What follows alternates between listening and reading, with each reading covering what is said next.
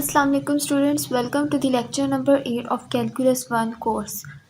आज हम ये देखेंगे कि इनइक्वालिटी को कैसे सॉल्व करते हैं। तो मैंने जो इनइक्वालिटी चूज़ किया है वो है x square plus 3x plus 10 is less than 0। जब भी आपके पास कोई इनइक्वालिटी आ जाए और आपको ये मतलब गिवन हो कि इसको सॉल्व करें इस इनइक्वालिटी को, तो आप सबसे पहले ये जो भी ग्रेटर देन या फिर लेस देन का साइन होगा या फिर ग्रेटर देन और इक्वल टू या फिर लेस देन और इक्वल टू का साइन होगा, इसको आप सबसे पहले इक्वल्स टू 0 पुट कर देंगे। यानी कि आपने उस साइन को हटा के इसको इक्वेशन बना देना है। इनइक्वालिटी को आपने उसके अंदर से ये जो इनइक्वालिटी का साइन है उसको चेंज करके इक्वल साइन कर देना है, जिसकी वजह से वो एक इक्वेशन बन जाएगी। सॉल्व करने के लिए हम इसको सबसे फर्स्ट स्टेप में यूँ करते हैं। फिर उसके बाद हमारे पास जो इक्वेशन बनेगी उसमें से हमने एक्स की वैल्यूज़ निकालनी है। जो भी आप जैसे यहाँ पर ये हमारे पास सेकंड डिग्री की इक्वेशन है, तो इसको हमने सॉल्व किया क्वाड्रेटिक फार्मूला यूज़ करके और हमें एक्स की 2 वैल्यूज़ मिल गई। फिर हमने एक नंबर लाइन ड्रॉ करनी है और उस नंबर लाइन पे ये जो 2 वैल्यूज़ हमें मिली है इनको लोकेट कर लेना है। अब ये नंबर लाइन है जिसमें आप अगर इसको फुल ड्रॉ कर दें, यानी कि यहाँ पर आ जाए इधर 0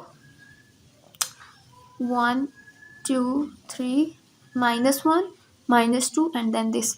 तो पूरी इसको नंबर लाइन को ड्रॉ करने के बाद आपने इस पे जो आपने दो आपको वैल्यूज़ मिली एक्स की यहाँ पर, क्योंकि सेकंड ऑर्डर थी तो इसको 2 वैल्यूज़ आएंगी। तो जो 2 वैल्यूज़ आई हैं उनको आपने यहाँ पर लोकेट कर लिया। एक आपके पास -2 थी और एक आपके पास 3 थी। तो आप जब इसको लोकेट कर लेंगे तो आपके पास 3 रीजन्स बन जाएंगे, क्योंकि 2 वैल्यूज़ आई हैं तो इसका मतलब है 3 रीजन्स बन जाएंगे। एक -2 से 3 तक का रीजन, एक 3 से बड़ा रीजन, एक -2 से छोटा रीजन। तो ये जो आपके पास R1 R2 R3 3 रीजन्स को बता रहे हैं। जब आपने इनको लोकेट कर लिया तो आपके पास 3 रीजन्स बन गए। अब इन 3 रीजन्स पे आप वैल्यूज़ तीनों पे आप जो है ना इसको सॉल्व करेंगे इनइक्वालिटी को। इसके बाद आप क्या करेंगे, आपने जो आपके पास वैल्यू आई है, जो भी वैल्यूज़ आई हैं वो आप रीजन 1 रीजन 2 और रीजन 3 में पुट करेंगे। ये आपके पास जब आप इनमें पुट कर देंगे तीनों रीजन्स में, तो आपके पास 3 जो रीजन्स आए हैं इनमें डिफरेंट आपके पास वैल्यूज़ आ जाएंगी और वो वैल्यूज़ आपके पास मेन जो आंसर होता है इस इक्वेशन का वो होंगी। सेकंड जो नीचे गिवन है इसको आप खुद सॉल्व करें, और अगर आपको कहीं पर कोई प्रॉब्लम होता है तो आप इन्हीं स्टेप्स पे आपने सॉल्व करना। कोई प्रॉब्लम होता है तो कमेंट सेक्शन में पूछ लें।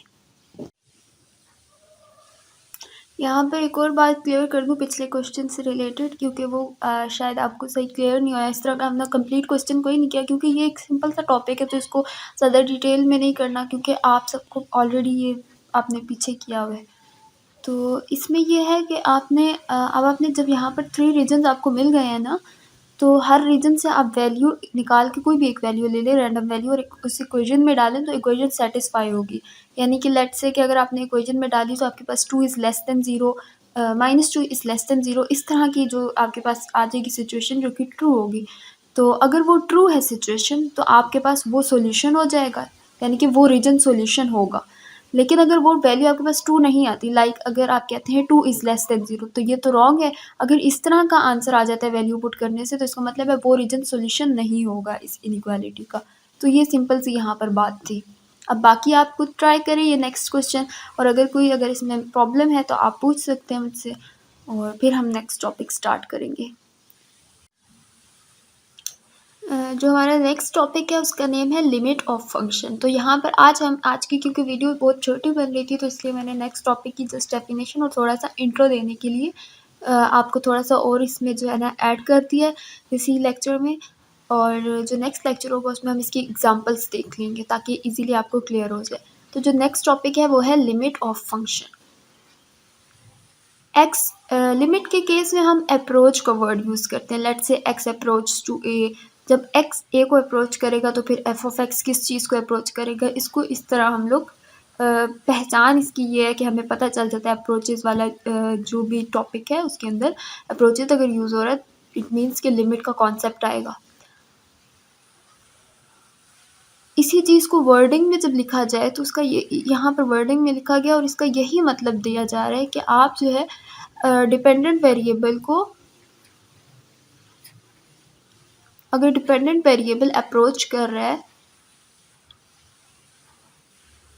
अगर आपके पास इंडिपेंडेंट वेरिएबल यानी कि लेट्स से एक्स, अब एक्स एन इंडिपेंडेंट वेरिएबल होता है, अगर ये अप्रोच कर रहा है किसी पॉइंट को, तो फिर डिपेंडेंट वेरिएबल किसको अप्रोच करेगा? इन टू लाइंस का यही मतलब है।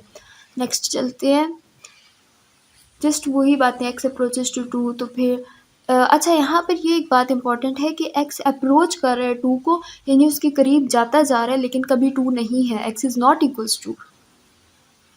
इसको सॉल्व करने की 3 मेथड्स हैं। जो फर्स्ट मेथड है वो है डायरेक्ट सब्स्टिट्यूशन।